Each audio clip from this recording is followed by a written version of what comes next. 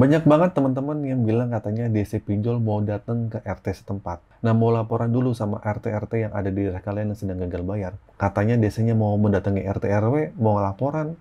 Pertanyaan saya mau ngapain emangnya? Emang boleh? Nah, simak video ini sampai habis biar kalian paham dan tahu. Oke, teman-teman, mungkin banyak banget nih pertanyaan, Bang, bener nggak sih DC pinjol itu akan mendatangi ke RT RW setempat? Di sini juga saya baca komentar-komentar dari beberapa teman-teman yang komen di video saya, katanya ada orang yang mau datangi ke RT RW-nya, DC pinjolnya gitu. Apakah benar? Sedangkan ada juga bukti-buktinya DC pinjol itu beneran nih Bang, nih lagi ke RT RW nih, katanya mau OTW gitu ke tempat saya gitu.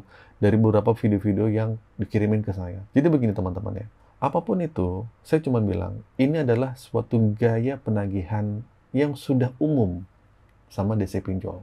Saya bicara baik pinjol yang legal atau yang ilegal. Kalau ilegal kayaknya sih nggak ke RT RW ya.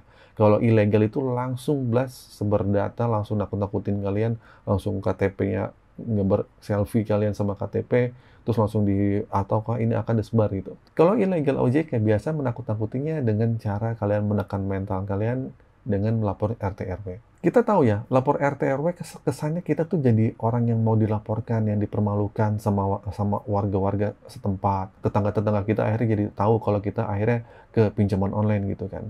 Nah, akhirnya ini jadi masalah buat kita. Nah, rasa malu itu akhirnya ada di pikiran kita, bener nggak sih Bang ini bakal ke RT RW?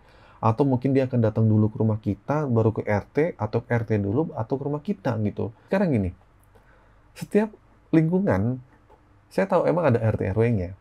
Cuman kalau misalnya datang di hari biasa, biasanya tuh RT RW-nya itu RT-nya tuh kerja, ya, bukan cuma jadi RT doang. Kalau di hari biasa mau ngapain gitu, minimal RT-nya nggak ada tempat lah.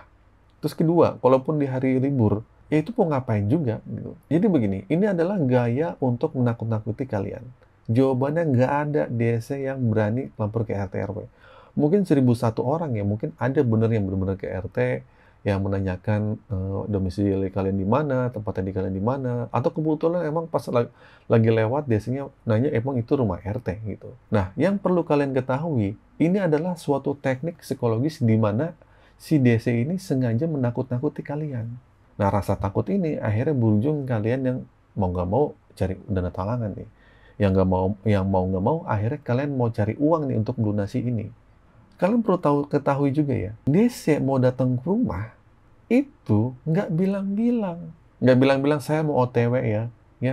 Terus mau bilang-bilang katanya, jam segini saya akan mau melapor RT RW, siapin dana fullnya. Sekarang gini logikanya, kalau kalian ada DC yang chatting, saya sudah OTW, saya mau jalan nanti jam 4, nanti jam 5 ditunggu ya, saya akan lapor RT RW untuk menagih kalian barang RT RW lah ibaratnya gitu. Secara logika, kalian pasti udah kabur duluan dapat info kayak gituan. Kalian nggak bakal ada di rumah. Faktanya, orang yang chatting itu adalah DC Dex call.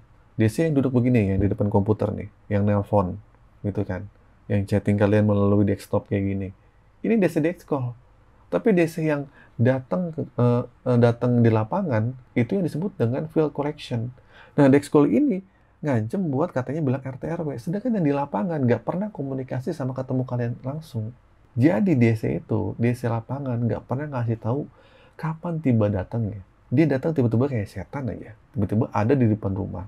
Dari mana nih? Tamu dari mana nih? Nggak taunya DC pinjol. Nah, itu apa sih begitu? Jadi itu hanyalah sebuah gaya penagihan yang sangat umum banget sama DC pinjol untuk menakut-nakuti kalian. Yang seolah-olah katanya, wah bakal ke RT RW atau malu nih. Ya syukur-syukur kalau kalian emang RT-nya.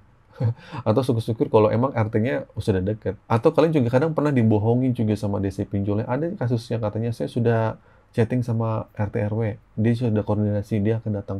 Emang kita ngapain sih? Seolah-olah emang kita kriminal gitu mendatangi RT RW. Kita cuma masalah pinjol doang loh.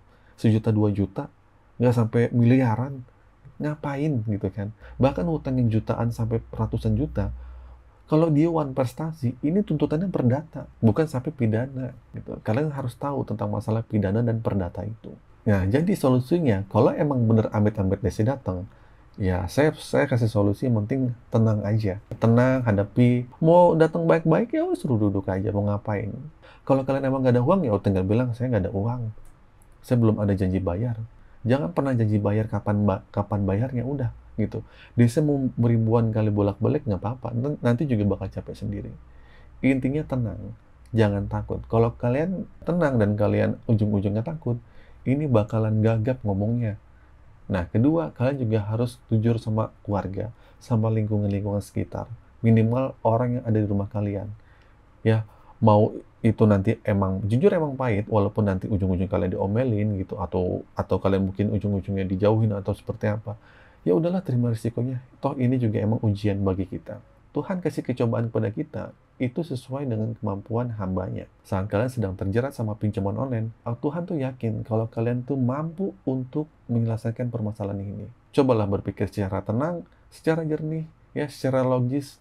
Nggak usah berpikir secara dramatis bakal begini dan begitu sampai akhirnya ujung-ujungnya gue mau bunuh diri nih gitu. Wah, gue kayaknya harus mengakhiri hidup ini nih, kayaknya terlalu nggak adil banget nih sama hidup gue. Gak usah mendramatisir kehidupannya. Permasalahan pinjaman online tuh banyak, bukan kalian aja. Walaupun emang nanti suatu saat emang bener ada kejadian, ada DC pinjol yang menagih ke RT RW, itu pun melanggar aturan, ya.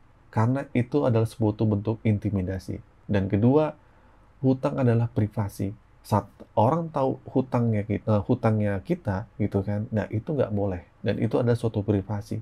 Hutang kita ya hutang kita. Dia sih datang itu cuma ngingetin, dan dia boleh nagih sama kita, sama orang kita yang berhutang.